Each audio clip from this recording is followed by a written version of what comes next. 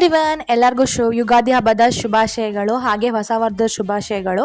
ಇವತ್ತು ಹಬ್ಬ ಆಗಿದ್ರಿಂದ ಬೆಳಿಗ್ಗೆ ಬೇಗ ಎದ್ದು ರಂಗೋಲಿ ಹಾಕಿ ಮನೆ ಮುಂದೆ ಬಾಗಿಲಿಗೆ ತೋರಣ ಕಟ್ಟೋಣ ಅಂತ ಅಂದ್ಬಿಟ್ಟು ಮಾವಿನೆಲೆ ಮತ್ತು ಬೇವಿನೆಲೆ ಎರಡು ಸೇರಿಸ್ಬಿಟ್ಟು ತೋರಣ ಕಟ್ಟಿದ್ವಿ. ಇವತ್ತು ಫಸ್ಟ್ ಟೈಮ್ ನಾನು ಹೂವು ಕಟ್ಟೋಣ ಅಂತ ಟ್ರೈ ಮಾಡಿದೆ, ಚೆನ್ನಾಗೇ ಬಂದಿತ್ತು. ಅದನ್ನೇ ನಾನು ಸ್ವಲ್ಪ ಹ್ಯಾಪಿ ಆಯಿತು, ಹೊಸ ದಿನ ಏನೋ ಒಂದು ಹೊಸದು ಕಲಿತೆ ಅಂತ.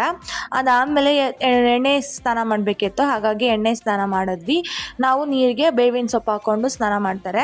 ಅದಾದಮೇಲೆ ದೇವ್ರ ಪೂಜೆ ಮಾಡಿಬಿಟ್ಟು ದೇವ್ರ ಪೂಜೆ ಎಲ್ಲ ಮುಗಿದ್ಮೇಲೆ ನಮ್ಮ ಮನೇಲಿ ಯುಗಾದಿ ಹಬ್ಬಕ್ಕೆ ಸ್ಪೆಷಲ್ ಆಗಿ ಬೇವು ಅಂತ ಮಾಡ್ತಾರೆ.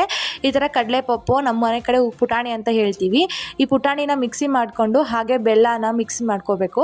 ಇವೆರಡು ಮಿಕ್ಸ್ ಮಾಡಾದಮೇಲೆ ಅದಕ್ಕೆ ಡ್ರೈ ಫ್ರೂಟ್ಸ್ ಹಾಕಬೇಕು. ಡ್ರೈ ಫ್ರೂಟ್ಸಲ್ಲಿ ಸ್ಪೆಷಲ್ ಅಂದರೆ ಗೇರ್ ಬೀಜ.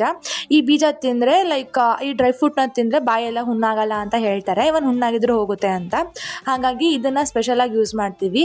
ಆಮೇಲೆ ಇದಕ್ಕೆ ಬೇವಿನ ಸೊಪ್ಪು ಹಾಕೋ ಬದಲು ಹೂ ಹಾಕ್ತಾರೆ. ಆದರೆ ನಮಗೆ ಈ ಸತಿ ಹೂ ಸಿಕ್ಕೇ ಇರಲಿಲ್ಲ, ಆದರೆ ಒಂದೇ ಒಂದು ಸಿಕ್ಕಿತ್ತು, ಅದನ್ನೇ ಶಾಸ್ತ್ರಕ್ಕಂತ ಹಾಕಿದ್ವಿ.